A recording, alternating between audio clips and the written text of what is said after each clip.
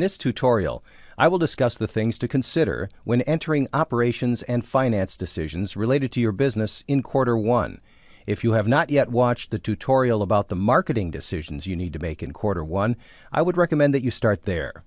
There are two operating decision panels I will use to enter your operations-related decisions, operating decisions and plant decisions. I will start with the first one, operating decisions. For my operating decisions, I will make decisions related to ordering raw materials, hiring production workers, how many units to produce or subcontract, and the transfer of finished units between the 3 sales regions. The Plant Decisions panel, which I've displayed now, focuses on the physical plant where you manufacture your product. It also includes options for improving the productivity of your production equipment. If your instructor activates that option, it will be displayed as Tech Improvements. In this tutorial, I will start with the Operations Decisions panel, so I'm going to close the Plant Decisions and go back to the Operating Decisions panel. To know what decisions to enter on this panel, I need the information provided on the Warehouse Operations and Workforce and Plant reports. I will open those two now.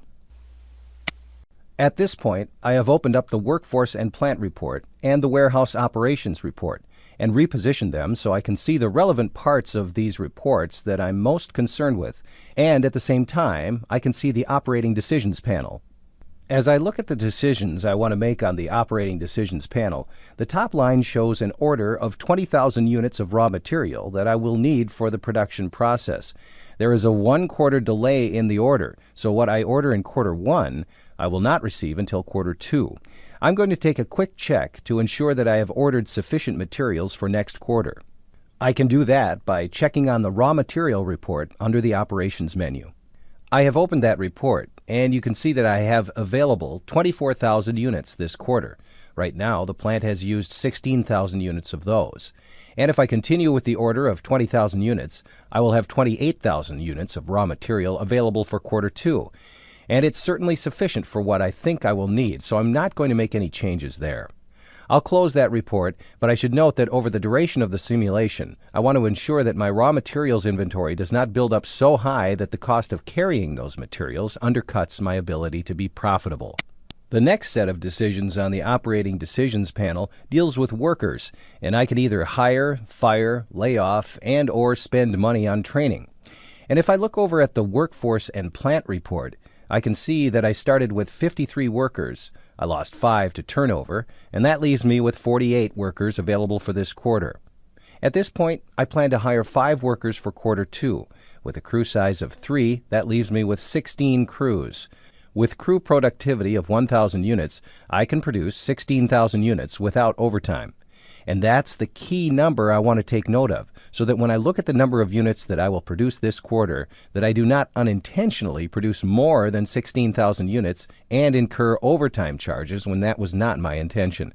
I certainly may choose to produce at overtime, but I would not want to incur overtime costs if I do not need the extra finished goods and could not sell them at a profitable price. The next thing that I want to check is on my Warehouse Operations report.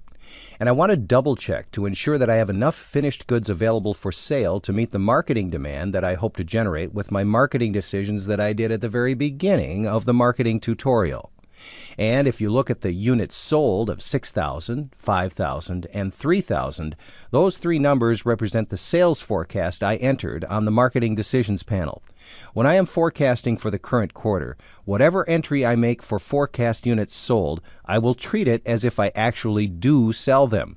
But, as I said earlier, this is my hope. This is not a guarantee of what I will sell. But this forecast does allow us to see whether I have sufficient materials to be able to sell to our customers if I am accurate in our forecasting. If I do hit our sales goals for this quarter, I will end up with an ending inventory of about 1,200 units in Region 1, 1,800 in Region 2, and 1,000 in Region 3. Perhaps I am satisfied with that ending inventory. Perhaps I would like to have a higher ending inventory and want to produce more, or perhaps I would prefer to have a smaller ending inventory and not to incur those carrying costs. If I want to reduce my ending inventory, I could choose to cut my production for this quarter and have fewer units available in Region 1 and transfer fewer units to Region 2 and 3. For example, at this point, I'm going to change production from 16,000 to 15,000. And as you can see, having made that decision, I now have 1,000 units fewer in Region 1. In order to compensate for that change, I'm going to transfer 800 fewer units from Region 1 to Region 2, which looks to be sufficiently stocked. By changing that decision, I have now lowered my total ending inventory in all three regions, and if I am satisfied with that, I can stop there. You will probably end up having a number of debates within your team as to whether you have sufficient inventory to cover any excess demand that you may get from your marketing efforts, and that will be one of the challenges you will have throughout the simulation. You'll want to carry enough inventory to be able to deal with any extra customers that show up, but at the same time not carry so much inventory that the cost of carrying that inventory undercuts your profitability. Before I finish with my operating decisions, I want to do a quick check to see how well I've controlled my production costs with the decisions I've made. I can do that by looking at the cost of goods sold report. I see that my total manufacturing cost on a per unit basis this quarter is now $56.47, compared to what is in beginning finished goods inventory at $52.16. Those units were produced last quarter. So I have introduced some inefficiency into my production process somewhere, and I need to go back and think about what that might be. One of the things that you should focus on throughout this simulation is how to manufacture at the lowest cost possible.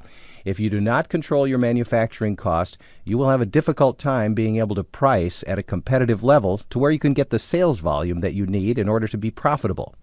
You want to strive to be as efficient as you can in terms of your use of labor, raw material, and your plant, as those are the three components that go into your manufacturing cost. You can see the detailed listing of the manufacturing cost at the top part of the cost of goods sold report. I'm not going to spend time on the detail of that now. That is not part of this tutorial. I'm going to close that report at this point. Before I close our operating decisions panel, one of the decisions that I did not talk about is the amount of money to spend on training. How much you spend on training will have an impact on worker productivity in the future. Since I want to ensure that my workforce is as efficient as possible, I'm going to choose to spend $10,000 on their training. I'm not going to enter training in Regions 2 or 3 because I do not have any workforce there at this point in time. I'd be spending money to train workers that are non-existent. At this point, I am going to make a determination that I am satisfied with my operating decisions and not pursue that further. But if this was an actual quarter, I would probably go back and explore why my manufacturing cost went up on my cost of goods sold report. For this tutorial, I'm going to move on. The other operating decisions I have to make are plant decisions. The plant decisions are those for the physical facility in which I conduct manufacturing. At this point, I'm not going to make any decisions here because I think that I have sufficient levels of production volume to be able to meet the existing demand for my product, and so there is no need to add capacity. I also have the option of selling plant capacity if I choose to. However, I do not want to make a decision to lower my production capacity this early in the simulation because I am not yet certain of how high demand is going to be in future quarters. At this point, I have a number of panels open, either decision panels or report panels. I'm going to clean up what I'm looking at by going to the Panels option and selecting Hide All. That clears my monitor of all the panels I had opened, except for the Business Consultant panel. Make sure that you watch the tutorial about the Business Consultant. This tutorial is a valuable tool that you can use as you are learning the simulation. The Business Consultant can provide you with valuable feedback regarding your performance to date. At this point, I have completed entering my marketing and operations decisions. I now want to look and see how well I have done financially with those decisions. My primary concern now is to look at our cash flow. As you can see, if I sell what I am planning to sell and collect the cash from sales that I expect, I will have a net cash balance of $19,740. My team may have a debate about whether that is sufficient or whether we want to take out a short-term loan from our banker to ensure that we have sufficient cash on hand to pay our bills. If I do fall short of cash needs, I will get an emergency loan, and that loan will be at twice the normal interest rates. So this is another decision variable that you will need to pay close attention to as you work through the simulation. If I decided that I want to carry more cash on hand, I would open up the Financial Decisions screen. I could then enter a short-term loan request of, let's say, $50,000. That now gives me a net cash balance of $69,740.